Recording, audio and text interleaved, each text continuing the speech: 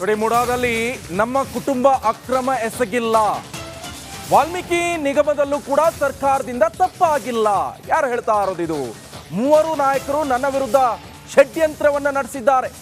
ಶಾಸಕಾಂಗ ಸಭೆಯಲ್ಲಿ ಶಾಸಕರ ಗಮನಕ್ಕೆ ತಂದಿದ್ದಾರೆ ಸಿಎಂ ಸಿದ್ದರಾಮಯ್ಯನವರು. ದೋಸ್ತಿ ನಾಯಕರಿಂದ ಸರ್ಕಾರಕ್ಕೆ ಡ್ಯಾಮೇಜ್ ಮಾಡಲು ಯತ್ನ ಆಗ್ತಾ ಇದೆ. ಸದನದಲ್ಲಿ ನಾವೆಲ್ಲರೂ ಕೂಡ ಒಗ್ಗಟ್ಟಾಗಿ ಒಟ್ಟಾಗಿ ನಾವು ಕೂಡ ಮುಗಿಬೀಳಬೇಕಾಗತ್ತೆ. ವಿರೋಧ ಪಕ್ಷದವರ ಜೊತೆ ವಿಪಕ್ಷಗಳ ಆರೋಪಗಳಿಗೆ ನಾವು ಕೂಡ ತಿರುಗೇಟನ್ನು ಕೊಡಬೇಕಾಗತ್ತೆ. ಇದು CLP ಮೀಟಿಂಗ್ನಲ್ಲಿ ಎಲ್ಲ ಶಾಸಕರಿಗೆ ಖಡಕ್ ಆಗಿ ಒಂದು ಲೆಕ್ಕದಲ್ಲಿ ಸೂಚನೆಯನ್ನ ಕೊಟ್ಟಿದ್ದಾರೆ ಸಿಎಂ ಸಿದ್ದರಾಮಯ್ಯನವರು.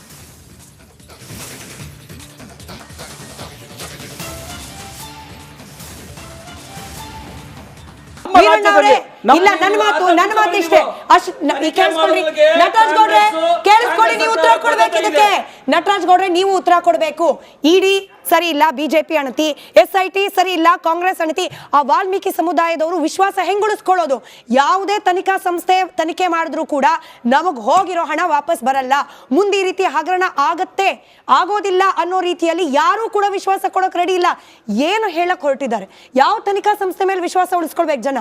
ಮೇಡಮ್ ನೋಡಿ, ಕಳೆದ ಆರ್ಥಿಕ ವರ್ಷದಲ್ಲಿ 5 ಇಲಾಖೆಗಳು ಅತಿ ಹೆಚ್ಚು ಆದಾಯ ಬರೋ ಇಲಾಖೆಗಳ ಮೇಲೆ ಈಗಿನ ಸರ್ಕಾರ 20% ತೆರಿಗೆ ಹೆಚ್ಚು ಮಾಡಿ ಆದಾಯ ಕ್ರೋಢೀಕರಣ ಮಾಡಿದ್ರು ಕೂಡ ಏನು ಅನುದಾನಗಳು ಈ ನಿಗಮ ಮಂಡಳಿಗಳು, ಕರ್ನಾಟಕದಲ್ಲಿ 113 ನಿಗಮ ಮಂಡಳಿಗಳಿದೆ.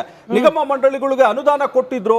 ಇಲ್ಲಿ 40 ಲಕ್ಷ ಜನ ವಾಲ್ಮೀಕಿ ಅಭಿವೃದ್ಧಿ ನಿಗಮದಲ್ಲಿ ಅದರ ಒಂದು ಇದಕ್ಕೆ ವ್ಯಾಪ್ತಿಗೆ ಒಳಪಡ್ತಾರೆ. 40 ಲಕ್ಷ ಜನ ಅವ್ರಿಗೆ ಸಿಗಬೇಕಾದಂಥ ಗಂಗಾ ಕಲ್ಯಾಣ ಯೋಜನೆ ಇರ್ಬೋದು, ತುಂಡು ಭೂಮಿ ಇರ್ಬೋದು, ಇಲ್ಲ ಸ್ವಂತ ಉದ್ಯಮಿಗೆ ಕೊಡುವಂಥ ಹಣ ಲೋನ್ ಇರ್ಬೋದು, ಸಬ್ಸಿಡಿ ಇರ್ಬೋದು, ವಿದ್ಯಾರ್ಥಿಗಳಿಗೆ ಕೊಡುವಂಥ ಸ್ಕಾಲರ್ಶಿಪ್ ಇರ್ಬೋದು, ಇಂಥ ಹಣನ ಇವತ್ತು ಕಾಂಗ್ರೆಸ್ಸಿಗರು ನುಂಗಿ ಎಣ್ಣೆ ರಾಜಕೀಯ ಚುನಾವಣೆಗೆ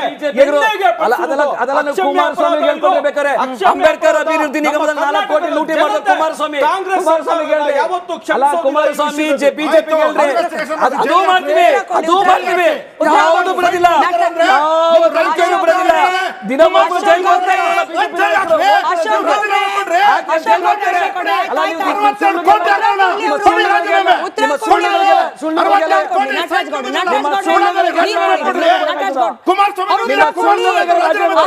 ಕುಮಾರಸ್ವಾಮಿ ಉತ್ತರ ಕೊಡ್ಲಿ ಬಿಡ್ರಿ ಅವರು. ನಟರಾಜ್ ಗೌಡ ಎಲ್ಲಾ ಹಗರಣಗಳು ಆಚೆಗೆ ಬರ್ತಾ ಇದೆ. ನಿನ್ನೆ ಬಿಜೆಪಿಯ ಒಬ್ಬ ನಾಯಕ ಅಕ್ಕಿ ಕಳ್ತನದಲ್ಲಿ ಜೈಲ್ಗೆ ಹೋಗಿದ್ದಾನೆ. ಬಿಜೆಪಿ ಅಭ್ಯರ್ಥಿಯಾಗಿದ್ದ. ದೇವರಾಜ ಅರಸು ಟ್ರಕ್ ಟರ್ಮಿನಲ್ ನಿಗಮದಲ್ಲಿ 47 ಕೋಟಿ ಲೂಟಿ ಹೊಡೆದು ಬಿಜೆಪಿ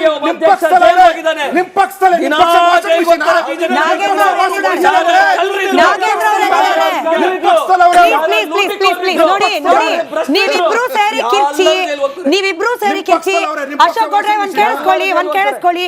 ನೀವಿಬ್ರು ಕಿರ್ಚಿ ಅವ್ರಿಗೆ ಅನುಕೂಲ ಮಾಡ್ಕೊಡ್ತಿದ್ದೀರಿ. ಅವ್ರು ಉತ್ತರ ಕೊಡ್ತಾ ಇಲ್ಲ, ಜಾರ್ಕೊಳ್ತಿದ್ದಾರೆ. ಉತ್ತರ ಕೊಡ್ಲಿ ಅಲ್ಲ. ನೀವ್ ಹೇಳ್ತೀರಲ್ಲ, ಬಿಜೆಪಿ ಅವ್ರು ಜೈಲಲ್ಲಿದ್ದಾರೆ, ನಾಗೇಂದ್ರ ಎಲ್ಲಿದ್ದಾರೆ? ನಾಗೇಂದ್ರ ಏನ್ ಮಾಡಿದ್ದಾರೆ? ಏನು ಮಾಡಿಲ್ಲ. ಅವ್ರು ತಪ್ಪಿದ್ರೆ ಅವರು ಜೈಲ್ ಹೋಗ್ತಾರೆ. ಅವ್ರು ಟ್ರಿಪ್ಪಿಗೆ ಕರ್ಕೊಂಡು ಹೋಗಿದ್ದಾರೆ. ತಪ್ಪಿದ್ರೆ ಅವರು ಇಡಿ ಮೇಲೆ ಯಾರು ನಂಬಿಕೆ ಇಲ್ಲ ರೀ. ಇಡಿ ಅನ್ನೋದು ಬಿಜೆಪಿಯ ಮೋರ್ಚಾ. ಬಿಜೆಪಿಯ ಮೋರ್ಚಾ ಇಡಿ ಸಿಬಿಐ ದೇಶದಲ್ಲಿ ಅಲ್ಲ. ಅವ್ರ ಟ್ರ್ಯಾಕ್ ರೆಕಾರ್ಡ್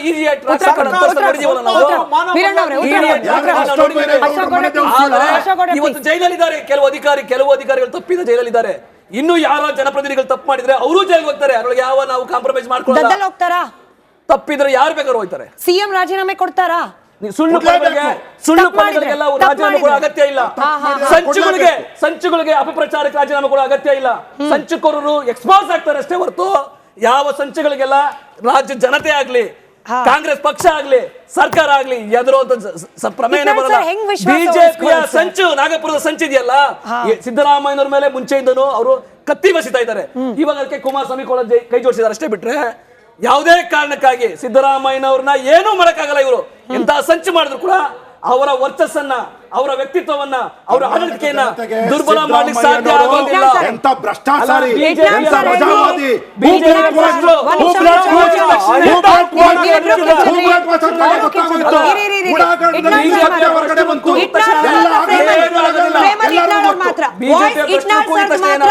ಇಟ್ನಾಳ್ ಸರ್ ಮುಖ್ಯಮಂತ್ರಿ ಪದವಿಯಲ್ಲಿ ಕೂತಿರುವ ಸಿದ್ದರಾಮಯ್ಯ ಅವರು ತಮ್ಮ 2ನೇ ಅವಧಿಯಲ್ಲೂ ಕೂಡ ಮೊದಲ ಅವಧಿಯಲ್ಲಿದ್ದಷ್ಟೇ ವರ್ಚಸ್ಸನ್ನ ಉಳಿಸ್ಕೊಂಡಿದ್ದಾರಾ?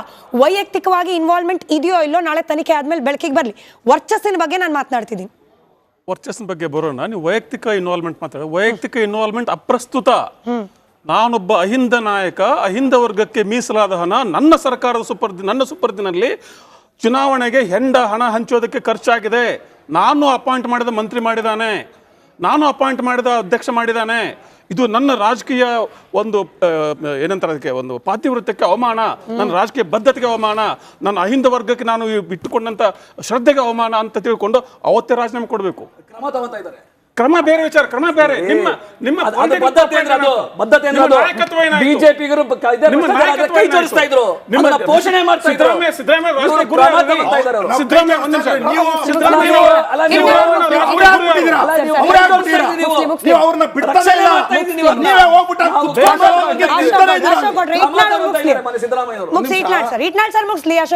ಬಿಜೆಪಿ ವಿರೋಧ ಪಕ್ಷ ಆಗ್ಲಿ, ಬಿಜೆಪಿ ಆಗ್ಲಿ, ಜೆಡಿಎಸ್ ಆಗ್ಲಿ ಏನ್ ಮಾತಾಡ್ತಾರೆ ಅಪ್ರಸ್ತುತ. ಬಟ್ ಸಿದ್ದರಾಮಯ್ಯನಂತ ಒಬ್ಬ ನಾಯಕರು, ಒಬ್ಬ ಸಮಾಜವಾದಿ ಮತ್ತು ರಾಜಕೀಯ ಒಂದು ನೈತಿಕತೆಯನ್ನ ಅದರ ಬಗ್ಗೆ ಮಾತಾಡ್ತಾ ಬಂದಂತ ರಾಜಕಾರಣಿ ಇವರು.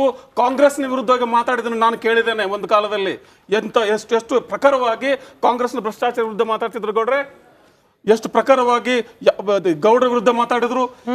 ಇವರ ರಾಜಕೀಯ ಗುರುಗಳ ರಾಮಕೃಷ್ಣ ಹೆಗಡೆ 2 ಸತಿ ರಾಜೀನಾಮೆ ಕೊಟ್ಟರು. ದೇವೇಗೌಡರು ಬಂದ್ರು 2 ಸರ್ತಿ ರಾಜೀನಾಮೆ. ರಾಮಕೃಷ್ಣ ಹೆಗಡೆ ಏನನ್ನು ಕಲ್ತಿದ್ರಿ ನೀವು? ಏನು ಮಾಡಲಿಲ್ಲ ಅವ್ರಿಗೆ. ದೇವೇಗೌಡರಿಗೆ ಅವರ ತುಳಿದು ಸಿದ್ದರಾಮಯ್ಯ ಅವ್ರನ್ನ ಎಲ್ಲ ಸಮಯದಲ್ಲಿ ಮುಖ್ಯಮಂತ್ರಿ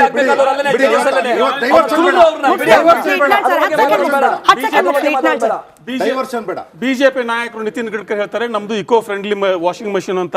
ಇವ್ರು ಹೇಳ್ತಾರೆ ನಾವು ಬಟ್ಟೆನೇ ಕೊಳೆ ಆಗೋದಿಲ್ಲ, ನಾವು ಹೆಂಗಿದ್ರು ಸ್ವಚ್ಛನೆ ಅಂತ ಹೇಳ್ತಾರೆ. ಇದೆಲ್ಲ ಬಿಟ್ಟು ಹಾಕಿ ನಾವು ಮುಖ್ಯವಾಗಿ ಮಾಡಬೇಕಾದ ಏನಂದ್ರೆ ಈ ಸರ್ಕಾರದ ವ್ಯವಸ್ಥೆ ಕೊಳೆ ಆಗದಂತ ನಾವು ನೋಡ್ಕೋಬೇಕಾಗ್ತದೆ. ಒಂದು ಜನಸಾಮಾನ್ಯರಾಗ್ಲಿ ಮತ್ತು ಮಾಧ್ಯಮವಾಗಲಿ. We have to campaign for clear systems. ಈಗ ನೀವು ಡೈರೆಕ್ಟ್ ಬೆನಿಫಿಟ್ ಟ್ರಾನ್ಸ್ಫರ್ ಇದ್ದಂಥ ಒಂದು ಇಲಾಖೆಯಲ್ಲಿ ಹೇಗೆ 180 ಕೋಟಿ ರೂಪಾಯಿ ಕಳ್ಳತನ ಆಯಿತು? ಇದು ಕಳ್ಳತನ, ಇದು ಭ್ರಷ್ಟಾಚಾರ. It's theft. It is theft. It is straight away ಇದು IPC ನಲ್ಲಿ ಕೂಡ ಕೇಸ್ ಹಾಕುವಂತ ಥೆಫ್ಟ್ ಇದು. ಈ ಹಣದ ಕಳು ಎಲ್ಲಿಂದ ಆಗಿದೆ? ಅಹಿಂದ ವರ್ಗಕ್ಕೆ ನೀವು ಕಲ್ಯಾಣಕ್ಕೆ ಇಟ್ಟಂತಹ ಹಣವನ್ನ ಅಹಿಂದ ಸರ್ಕಾರ ಮಾಡ್ತದೆ. ಇದ್ರ ಬಗ್ಗೆ ನೀವು ಪುಂಖಾನುಪುಂಖ ಸಮರ್ಥನೆ ಕೊಡ್ತೀರಿ, ಪುಂಖಾನುಪುಂಖ ಕಥೆಗಳನ್ನ ಹೇಳ್ತೀರಿ. ಎಲ್ಲಿಗೆ ಬಂದಿದೆ ನಿಮ್ಮ ನಾಯಕತ್ವ? ಎಲ್ಲಿ ಯಾವ ತರದ ಸಮಾಜವಾದಿಗಳು, ಯಾವ ತರದ ನೀವು ಅಹಿಂದ ನಾಯಕರು? ಈಗ ನಿಮ್ದೇ ಪ್ರತಿಕ್ರಿಯೆ ಬೇಕು ವೀರಣ್ಣ ಅವರೇ. ವಾಲ್ಮೀಕಿ ನಿಗಮದ ಹಣ ಯಾವುದೋ ಬೂದಿಹಾಳದಲ್ಲಿರುವ ನೆಕ್ಕಂಟಿ ನಾಗರಾಜ್ ಅವರ ಸಂಬಂಧಿಯ ಮೊಮ್ಮಗನ ಅಕೌಂಟ್ಗೆ ಸರ್. ಹೌದು, ಮೊಮ್ಮಗ. ಇಬ್ರು ಹೆಣ್ಮಕ್ಳ ಅಕೌಂಟ್ಗೆ 25 ಲಕ್ಷ 36 ಲಕ್ಷ ಒಟ್ಟು 98 ಲಕ್ಷ. ಹೌದು, ಅಕ್ರಮ ಖಾತೆಗಳಿಗೆ ವರ್ಗಾವಣೆ ಆಗಿದೆ. ನೋಡಿ, ಐಷಾರಾಮಿ ಕಾರು ಲಂಬೋರ್ಗಿನಿ ಆ ಕಾರ್ ಪರ್ಚೇಸ್ ಮಾಡಿದ್ರು. ಸುಮಾರು ಹೀಗೆ ಮತ್ತೆ ಚಿನ್ನದ ಅಂಗಡಿಗಳಿಗೆ ಹೋಗಿದೆ, ಲಿಕ್ಕರ್ ಇದಕ್ಕೂ ಹೋಗಿರೋದು ಈಗ ಇಡಿಯಿಂದ ಹೊರಗಡೆ ಬಂದಿದೆ. ಈ ರೀತಿ ಎಲ್ಲ ಇದೆ. ಅಂದ್ರೆ ಇವರು ಯಾವ ರೀತಿ ಅಕ್ರಮದಲ್ಲಿ ಭಾಗಿದಾರರಾಗಿದ್ದಾರೆ. ಆಮೇಲೆ ಖಜಾನೆ 2 ಇಂದ ಅಂದ್ರೆ ಆರ್ಥಿಕ ಸಚಿವಾಲಯದಿಂದ ಅಕೌಂಟ್ಗೆ ಟ್ರಾನ್ಸ್ಫರ್ ಆಗಿದೆ ಅಮೌಂಟು ಕೂಡ.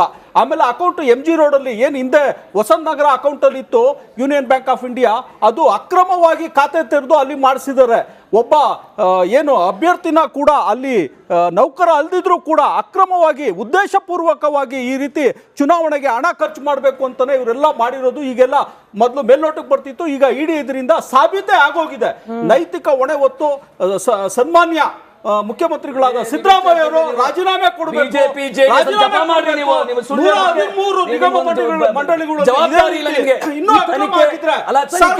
ವಿಸರ್ಜನೆ ನ್ಯಾಯಸಮ್ಮತವಾಗಿ ಆಗಬೇಕು ಅನ್ನೋ ನಿಮ್ಗೆ ಆಸಕ್ತಿನೇ ಇಲ್ಲ. ನೀವು ಸುಮ್ಮನೆ ಸುಮ್ಮನೆ ಸಿದ್ದರಾಮಯ್ಯ ಮೇಲೆ ಟಾರ್ಗೆಟ್ ಮಾಡಿ ನಿಮ್ಗೆ ನಾಚಿಕೆ ಆಗಬೇಕು.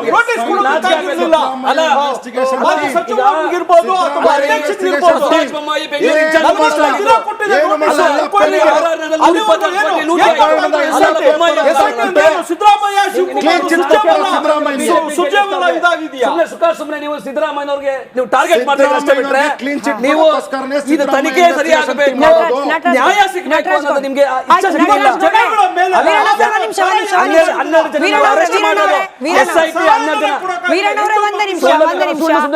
ನಟರಾಜ್ ಗೌಡ್ರೆ ಆಯ್ತು ಸರ್, ಒಂದು ನಿಮಿಷ. ಸಮಯ ಇಲ್ಲ. ನಟರಾಜ್ ಗೌಡ್ರೆ 30 ಸೆಕೆಂಡ್ ಅಲ್ಲಿ ಹೇಳಿ, ಯಾಕೆ ವಿಶ್ವಾಸ ಉಳಿಸ್ಕೊಳ್ಬೇಕು ರಾಜ್ಯದ ಜನರು?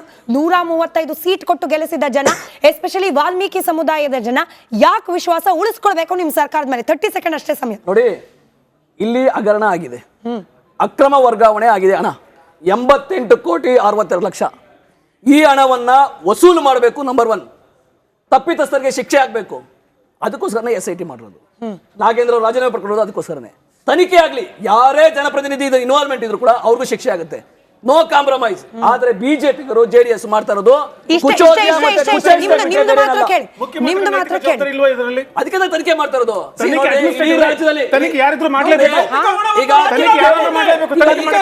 ಈಶ್ವರಪ್ಪ ಭ್ರಷ್ಟರಾಗಿ ರಾಜೀನಾಮೆ ಕೊಟ್ರು, ಅವಾಗ ಬೊಮ್ಮಾಯಿ ರಾಜೀನಾಮೆ ಕೊಟ್ರ?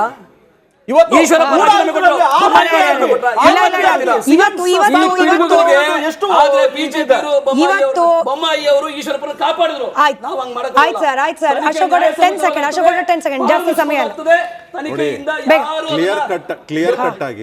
ಕ್ಲಿಯರ್ ಕಟ್ ಆಗಿ ಫೈನಾನ್ಸ್ ಡಿಪಾರ್ಟ್ಮೆಂಟ್ಗೆ ಹೆಡ್ ಆಗಿರತಕ್ಕಂತ ಸಿದ್ದರಾಮಯ್ಯನವರ ಇನ್ವಾಲ್ವ್ಮೆಂಟ್ ಇದರಲ್ಲಿದೆ. ಮುಡಾ ಹಗರಣದಲ್ಲೂ ಸಹ ಸಿದ್ದರಾಮಯ್ಯನವರ ಇನ್ವಾಲ್ವ್ಮೆಂಟ್ ಇದೆ.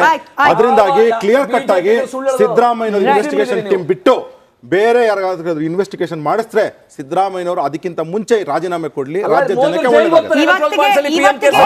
ಸಮಯ ಇದಿಷ್ಟೇ ಇಲ್ಲ. ನಟರಾಜ್ ಗೌಡ್ರ ಒಂದು ಸ್ಲೋಗನ್ ಬಹಳ ಇಷ್ಟ ಆಯ್ತು, ನೋ ಕಾಂಪ್ರಮೈಸ್. ಯಾರೇ ಇನ್ವಾಲ್ವ್ಮೆಂಟ್ ಇರೋದು ಗೊತ್ತಾದ್ರೂ ಕೂಡ ನೋ ಕಾಂಪ್ರಮೈಸ್. ಆ ನೋ ಕಾಂಪ್ರಮೈಸ್ ಭರವಸೆ ಕೇವಲ ಇಲ್ಲಿಗೆ ಮಾತ್ರ ಸೀಮಿತವಾಗಿರೋದು ಬೇಡ. ನಿಜವಾಗ್ಲೂ ಕೂಡ ತನಿಖಾ ಸಂಸ್ಥೆಗಳಿಂದ ಹೊರಬರುವ ಮಾಹಿತಿ ಆಧಾರದ ಮೇಲೆ ನೋ ಕಾಂಪ್ರಮೈಸ್ ಮಾಡಿಕೊಂಡು ಯಾರೆಲ್ಲ ಇನ್ವಾಲ್ವ್ ಆಗಿದ್ದಾರೆ ಎಲ್ರಿಗೂ ಕೂಡ ಶಿಕ್ಷೆ ಆಗೋ ರೀತಿಯಲ್ಲಿ ಮಾಡಲಿ. ಆಗ ನಂಬ್ತೀವಿ ನಿಮ್ಮ ಸರ್ಕಾರ ಶುದ್ಧ ಹಸ್ತ ಸರ್ಕಾರ ಅಂತ ಹೇಳಿ. ಚರ್ಚೆ ಮಾಡೋಣ. ನಟರಾಜ್ ಗೌಡ್ರೆ ಇನ್ನೆಲ್ಲೂ ಹೋಗಲ್ಲ, ಇದೇ ವಿಚಾರ ಮತ್ತೆ ಬರುತ್ತೆ. ಇವತ್ತಿನ ಚರ್ಚೆಗೆ ಸಮಯ ಇದ್ದಿದ್ದಷ್ಟೇ. ಧನ್ಯವಾದ ಎಲ್ರಿಗೂ ಕೂಡ ಚರ್ಚೆಯಲ್ಲಿ ಭಾಗಿಯಾಗಿದ್ದಕ್ಕೆ. ನೋಡ್ತಾ ಇರಿ ರಿಪಬ್ಲಿಕ್ ಕನ್ನಡ, ಇದು ನಿಮ್ಮ ಧ್ವನಿ.